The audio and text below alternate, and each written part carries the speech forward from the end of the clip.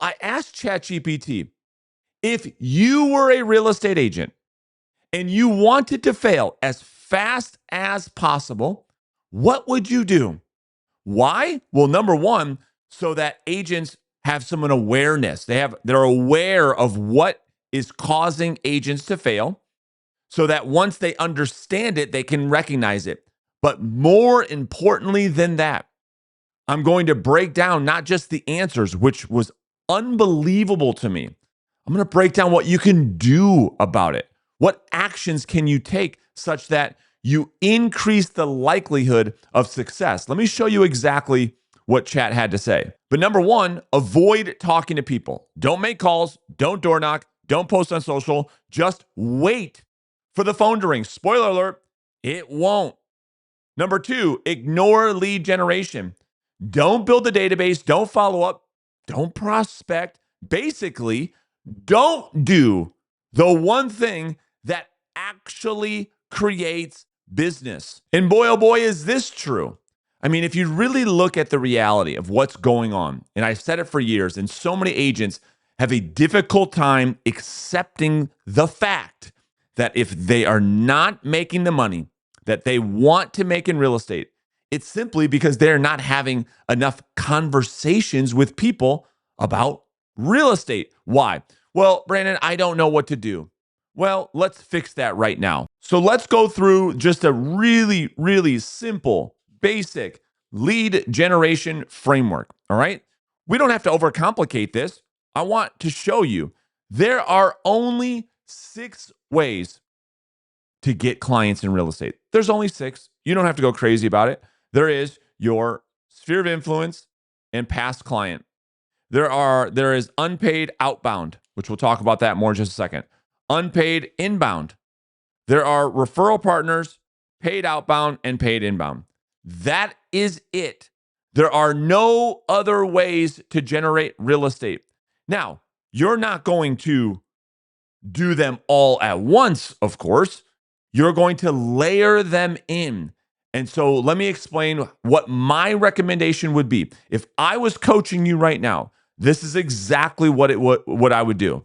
So the first thing that I would do is I would focus on my database system. And so before I would start to put in any other lead generation, going after people that I don't know, I'm going to put in a system based around who I do know. See, what happens is, and it's painful to watch this, is so many agents get into the business and 5, 10, 15 years in the game, they're still having to cold call. They're still having to go knock on doors. They're still having to buy leads from Zillow. They're still having to do all kinds of lead generation that they would not have had to do had they built a foundation from day one. So I'm not going to get into the whole entire database system. This video would be 6.5 hours long, but I would have a systematic approach to communicating with the people that I know such that you show up in their life as the trusted advisor, as the real expert. I'll give you a couple of examples. Every single week, are you making a long form piece of content, either a video, a blog, it could be a long email, breaking down what's going on in your housing market this week? You see, all the big outlets are doing it. Redfin's doing it. Realtor.com's doing it. Zillow's doing it, et cetera, et cetera. And guess what? They're capturing the eyeballs of the people that you know that are looking to buy and sell real estate. And they're stealing their information, or they're stealing their attention rather, and they're selling it to your competitors. Why? Because you won't create any content. You won't win the top of mind awareness game. So if you don't do it, these tech companies will. And so every week, we've got to make a piece of content. We've got to get it in front of the people that we know on a consistent basis so that it positions you as an expert. And then number 2, you're winning the awareness game so that when people think about real estate, they think of you. Okay, fine. What's next?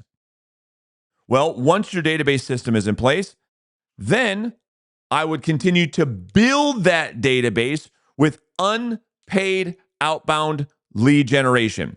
So let's talk about this for a second. Unpaid, meaning you're not buying leads, you're not, investing in radio or billboard, you're not using your money to generate leads in level 2. You're using your skills and your time to generate leads. So, what are we talking about specifically? What can we do on the unpaid outbound side of lead generation that is not online? Well, we can do what everyone wants to avoid. I was looking for my phone. I don't know where it's at. You could pick up the phone and you can call people. You can call people that have the highest likelihood to sell. Well, who's that? For sale by owners, expired listings, old expired listings, absentee owners, downsizers. The list goes on and on and on. But Brandon, I don't know what to say to those people. What if I said, okay, fine, I'll give you my entire script book right now for free. I will show you line by line, question by question, every single thing that you can say to every lead source that you could think of, such that you can generate high quality listing leads and listing appointments every single day.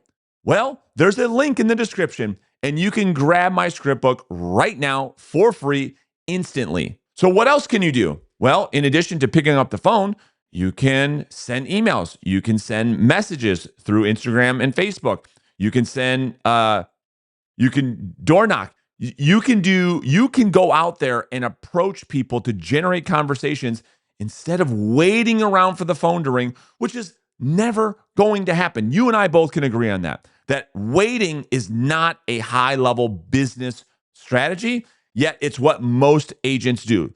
So in this level, what we're talking about here is on the unpaid outbound side of the business.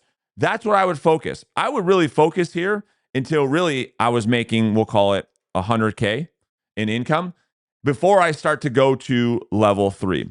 Level 3 is what we call paid outbound. So paid outbound, what do I mean by that? Well, paid outbound is where, now so you've got your foundation in place, because every lead that you generate, it's going into this database. You've got a consistent way of communicating with people in that database. We talked about that in level 1. Then level 2, you start having 20, 30, 40 conversations with people that you don't know to continue to build that database, to get people into that database. You're going to do those two things until you're making at least $100,000 a year, $10,000 a month minimum. Once that's happening, then you can get into level 3, which is paid outbound. Now that you have less time and more money, because the first problem that most of you have watching this video right now is a whole bunch of time and not a lot of money. I mean, let's be honest. So once you solve that problem and you have more money than you do time, now we have to introduce some leverage into your business. So paid outbound. Well, let's just get really, really simple. You can either hire a human being to get on the phone on your behalf to start generating opportunities through outbound prospecting, the same way that you did in level 2. So you can go out there and hire an ISA. We recommend a company called Power ISA. They do a great job. Or you can start to leverage your money through marketing on Google and start generating seller opportunities through some PPC advertising. So now we're going to leverage the money that you've made at a level 2 to increase your lead generation. And this is all focused on the seller side of the business, which then leads us right into level 4. Okay. Level 4 is what we call referral partners. So once you've got level 1, level 2, level 3, all rock. So here's the thing. I'm not asking you to have shiny object syndrome. I'm not asking you to go to level 4 before you've even got level 1 in place, which quite frankly is what most agents do. But this is like a video game. Once you've passed level 1, 2, and 3, then perhaps you can start to introduce some referral partners into your business. These would be people like CPAs, financial planners, attorneys, etc. These are all people that are working with people that potentially need to buy or sell a home, which you can be an extension of their business offering as a trusted referral partner. Once you've passed that level, then you can move on to level 5, which is what we call unpaid inbound. Okay. Unpaid inbound lead generation. So, what does this mean? Well, this is when finally you could start focusing on what seems to be the sexiest thing everyone wants to talk about today, building your personal brand on social media. Okay. There, fine. I said it. But the thing is, I would not focus on that until you're actually making some money. Because if you, this is what everyone's doing right now. And I'm going to shoot you straight. Most agents are running to this level right now by the droves. It's the sexiest thing. It seems like the path of least resistance. And it takes a very long time and a massive, massive misunderstanding of the amount of work that it takes to build a personal brand on social media. So much so that most people have completely no clue how much work it goes into putting your ass behind a camera like this, talking to the camera, putting it out there every single day such that you're actually generating leads. And so I wouldn't do any of that until you've grown all these, you've passed all these levels, you're making really good money, you've grown some skill set, you've got a presence, you've got a voice, you're showing up as a leader. I would never touch this level until you've passed the first 4 levels, which then brings us into this final level, which is level 6, which level 6 is paid inbound. Paid inbound. Okay. This is the last level. Most agents never get to it. But this is where you're now investing in money for the phone to ring. So this is, you can do, mass direct mail. This is where you can do TV. You can do billboards. You can do radio. This is where you're investing a lot of money to get your ideal clients to pick up the phone and call you. All right, here's the next thing chat said. Waste time on research. Oh my gosh, I love this. Spend all day watching training videos, organizing your CRM, or designing the perfect business card instead of taking action. I'm going to combine that with this one. Spend time on the wrong things. Buy leads instead of learning how to convert. Sign up for the expensive technology that you don't use. And then skip all the free stuff that actually works, like having conversations with human beings about real estate, following up with human beings about buying and selling real estate. And oh, yeah, that's right, being consistent in those activities. And man, oh man, is this a true one? I see this thing every single day. We call it creative avoidance. All right. So let me show you this thing.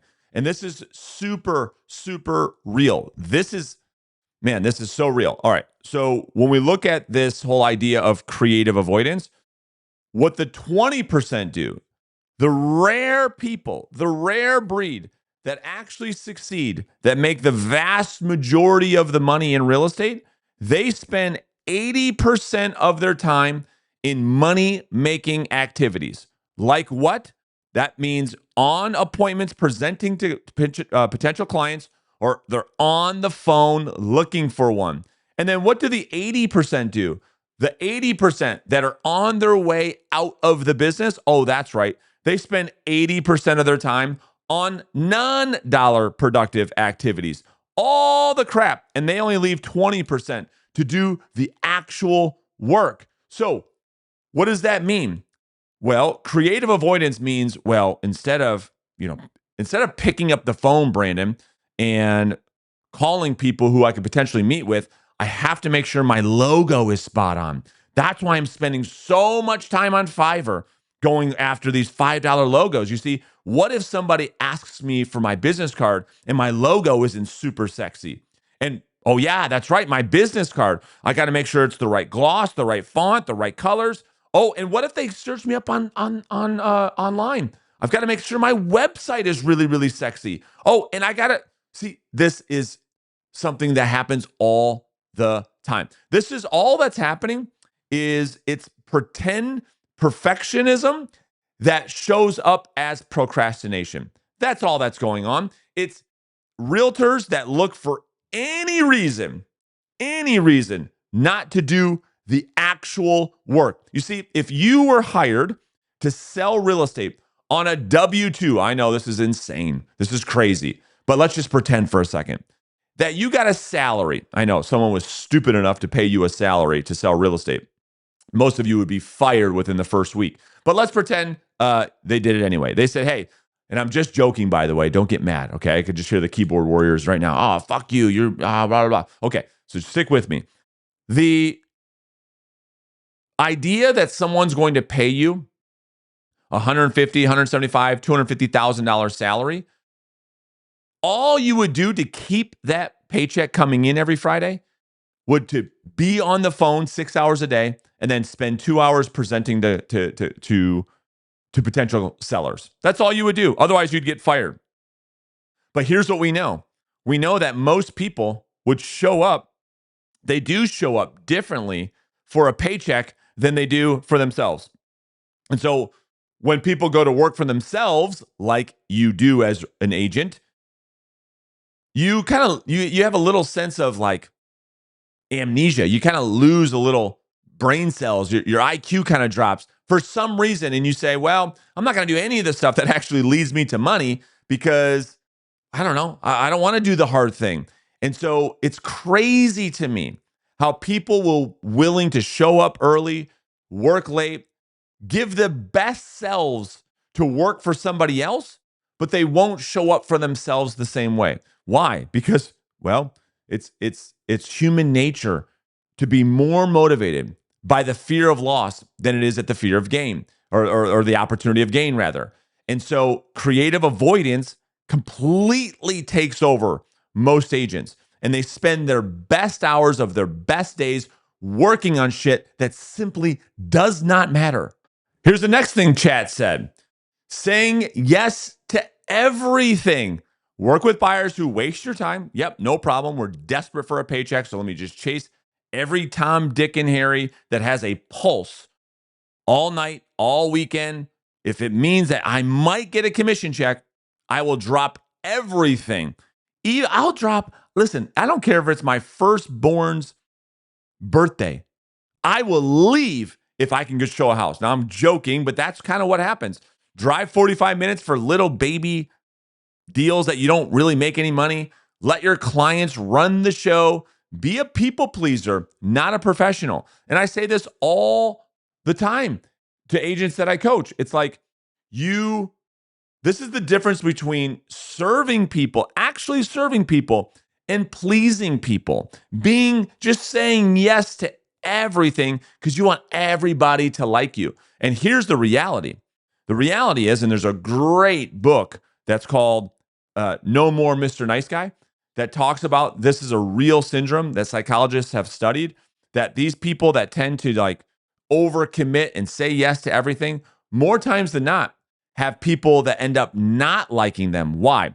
It's because by saying yes to everything, by overcommitting to everything, they end up executing on very, very little. They end up dropping the ball on almost everything they commit to. And as a result of that, they seem really flaky.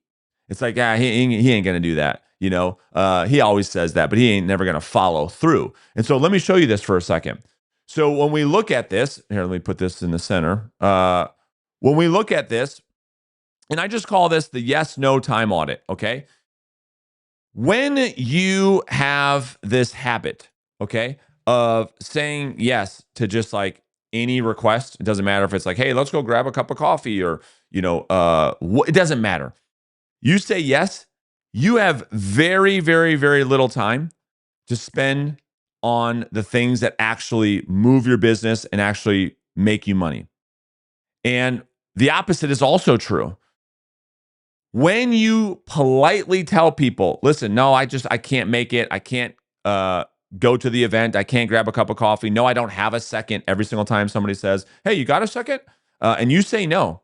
What ends up happening is you start to build up this bank of future time. James Clear talks about this all the time. You start building up this huge bank of time where you have all kinds of time to spend on the things that actually make you money that actually push things forward. But people don't do this. They spend all their time on crap. And then they say, well, I don't have time. Well, you don't have time because you're saying yes to too many of the wrong things. And therefore, of course, you don't have time to spend on the right things. And the next thing chat said, try to do it all alone. Don't hire a coach. Don't join a team. Don't ask questions. Just figure it all out on your own. Trial and error. Mostly error. Mostly error because why? Ego. EGO. Ego is the enemy. Another great book. It's because you have an ego. And so Hormozi puts this better than anybody I have ever seen. Okay. He calls this the ignorance tax. And this is so spot on. And so when you really look at this, and the first time I looked at this, I was like, this makes so much sense. I have so many people in my life that are like, man, I can't believe you spend all this money on coaches and consultants. It's like, okay. And then let's look at my income and let's look at your income. Like, oh, yeah, that's kind of a good point. So let me show you how this works. On the left-hand side, you've got skills and knowledge. And then on the bottom, you've got time. All right.